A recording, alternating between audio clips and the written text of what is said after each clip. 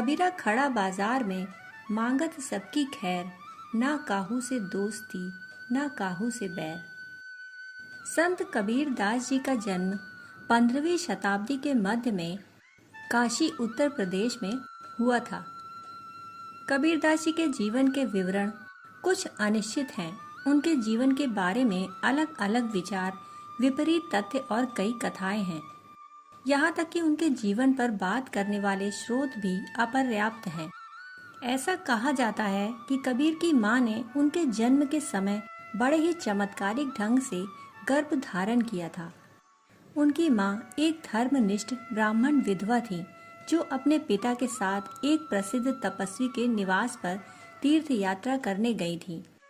उनकी निष्ठा से प्रभावित होकर तपस्वी ने उन्हें आशीर्वाद दिया और उनसे कहा कि वे जल्द ही एक बेटे को जन्म देंगी। बेटे का जन्म होने के बाद बदनामी से बचने के लिए कबीर की मां ने उनका परित्याग कर दिया। छोटे से कबीर को एक मुसलमान बुनकर की पत्नी नीमा ने गोद ले लिया। कथाओं के एक अन्य संस्करण में तपस्वी ने उनकी मां को आश्वासन दिया था कि जन्म असामान्य तरीके से होगा और इसीलिए कबीर का जन्म अपनी मां की हथेली से हुआ था। इस कहानी में भी उन्हें बाद में उसी नीमा द्वारा गोद ले लिया गया।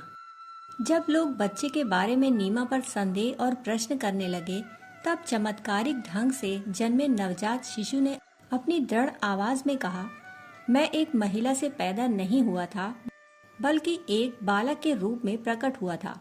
मुझ में ना तो हड्डियां हैं, ना खून, ना त्वचा है। मैं तो मानव जाति के लिए शब्द प्रकट करता हूँ। मैं सर्वश्रेष्ठ प्राणी हूँ। इन दंत कथाओं की सत्यता पर प्रश्न उठाना निरर्थक होगा। हमें तो फिर दंत कथाओं की अवधारणा पर ही विचार करना होगा। कल्पनाएं और मिथक सामान्य जीवन की विशेषता नहीं है। साधारण मनुष्य का जीवन तो भुला दिया जाता है। अलंकारिक दंत कथाएं और अलौकिक कृत्य साधारण जीवन से जुड़े होते हैं। भले ही कबीर का जन्म सामान्य रूप से ना हुआ हो, परंतु इन दंत कथाओं से पता चलता है कि वे एक असाधारण और महत्वपूर्ण व्यक्ति थे। कबीर दास जी के समय के मानकों के अनुसार कबीर एक असामान्य नाम था।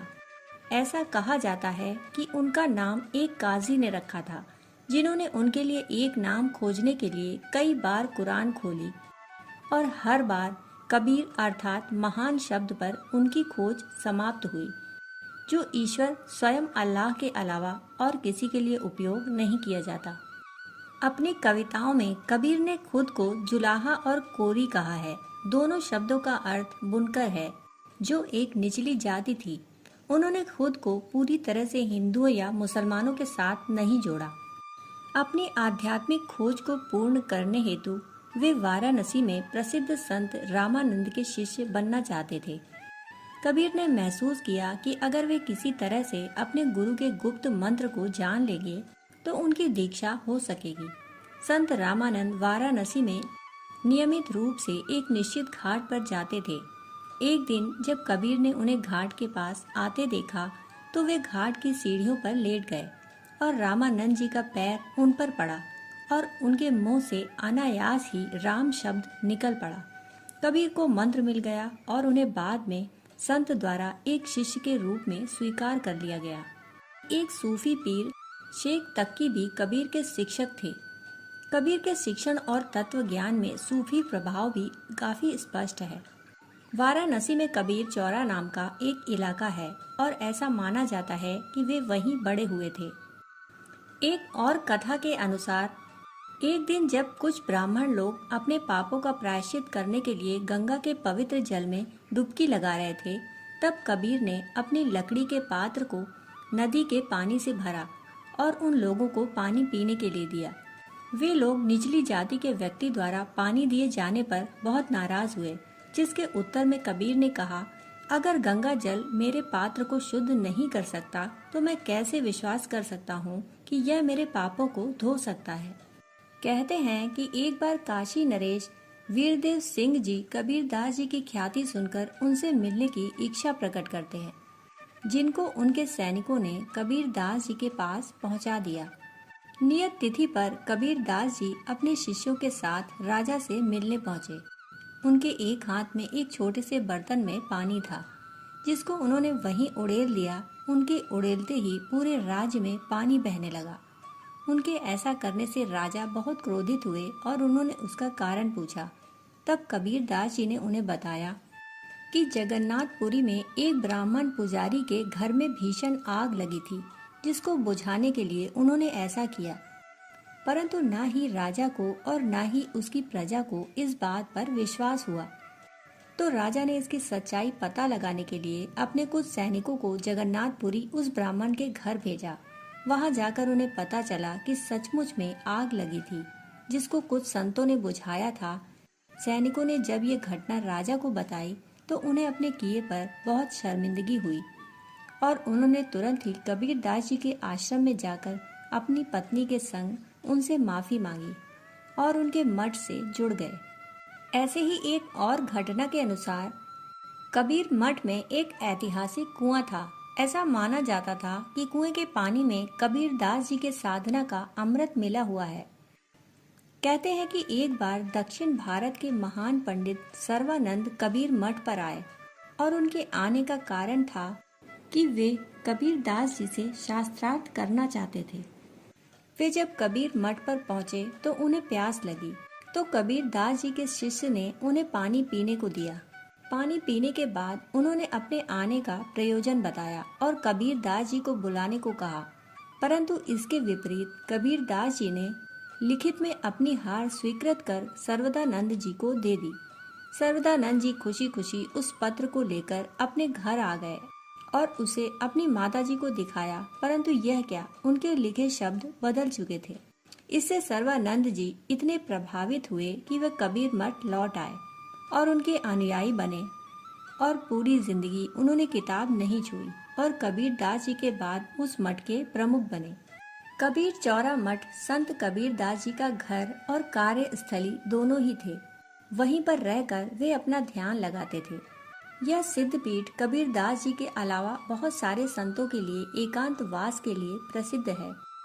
इस सिद्धपीठ के द्वारा संत कबीर ने यह बता दिया कि ध्यान लगाने के लिए किसी पहाड़ या फिर जंगल में जाने की जरूरत नहीं, ऐसा यहाँ रहकर भी किया जा सकता है। कबीर मठ में आज भी कबीर दास जी और उनके द्वारा उपयोग किए गए कई सामानों को सुरक्षित रखा गया है। कबीर दास जी कर्म कांड और सन्यासी तरीकों के हमेशा से पुरजोर विरोधी रहे। उनका कहना था कि आपका भगवान आपके हृदय में हमेशा विद्यमान रहता है, तो आपको बाहर किसी की पूजा करने की जरूरत नहीं। एक बार की बात है, कबीर दास जी और गुरु नानक देव जी का मिलन हुआ। यहीं वटवृक्ष के नीचे दोनों लोगों ने बैठकर समाज में स्थित कुरीतियों और आडंबरों के विषय में चर्चा की। कबीर दास जी ने कभी राम और अल्लाह को अलग अलग नहीं माना। वे कहते थे कि दोनों ही एक हैं, बस उनके नाम अलग अलग हैं। वे लोगों को अपने हृदय में बसे भगवान की पूजा करने को कहते। वे कहते थे कि कर्म ही असली धर्म है, बिना कर्म के कुछ हासिल नहीं हो सकता। महान सूफी संत कबीर दास जी की मृत्यु सन 1518 में जनवरी माह में हुई। कहा जाता है कि उन्होंने अपनी मृत्यु का स्थान स्वयं चुना था। वे पूरी उम्र काशी में रहे और वहीं रहकर लोगों को उपदेश दिया, परंतु लोगों का एक मिथक तोड़ने के लिए उन्होंने अपनी मृत्यु का स्थान काशी के बजाय मगहर को चुना। इसके पीछे एक कहानी है कि लोगों की ऐसी मान्यता थी कि जो लोग काशी में मरते हैं उनको सीधे स्वर्ग मिलता है और जो लोग मगहर में मरते हैं उनको नर्क की प्राप्ति होती है। इसी मिथक को तोड़ने के लिए उन्होंने अपने मृत्यु का स्थान मगहर चुना। उन्होंने परमात्मा को संबोधित करते हुए कहा, उन्होंने कहा कि जब सारी उम्र मैंने तेरी भक्ति की और अपना सारा जीवन तुम्हारी भक्ति भाव में अर्पण कर दिया और मैं स्वर्ग सिर्फ इसलिए जाऊं कि मैं काशी में मरा, तो इसमें तेरी महिमा क्या रह जाएगी। अगर तू सचमुच मुझे स्वर्ग देना चाहता है तो मुझे उस जगह से भेज जहां से सब लोग नर्क जाते हैं। जब कबीर दास जी की मृत्यु हुई तो हिंदू और मुस्लिम समुदाय में वाद विवाद होने लगा। दोनों संप्रदायों के लोग उन्हें अपना बताकर अपने धर्म के अनुसार उनका अंतिम संस्कार करना चाहते थे।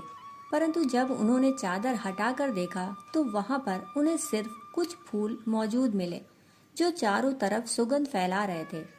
उनके परमात्मा ने उनकी सुन ली थी और उनका कहना सच हो गया था कि व्यक्ति अपने कर्म के अनुसार फल पाता है।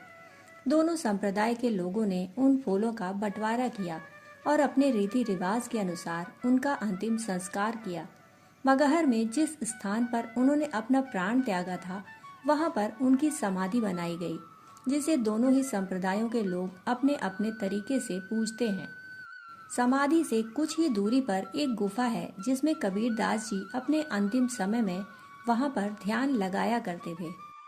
कुल मिलाकर यह कहा जा सकता है कि कबीरदास जी एक महान सूफी संत थे, जिन्होंने हर कदम पर समाज में फैली कुरीतियों और व्याप्त बुराइयों की अपने शब्दों के माध्यम से आलोचना की। वे ताउम्र लोगों को सिर्फ यही बताते रहे कि आपका कर्म ही आपका भगवान है। अगर आपके कर्म अच्छे रहेंगे तो आपको परमात्मा से मिलने से कोई नहीं रोक सकता और न ही जीवन में आपको कोई दुख या पीड़ा हो सकती है।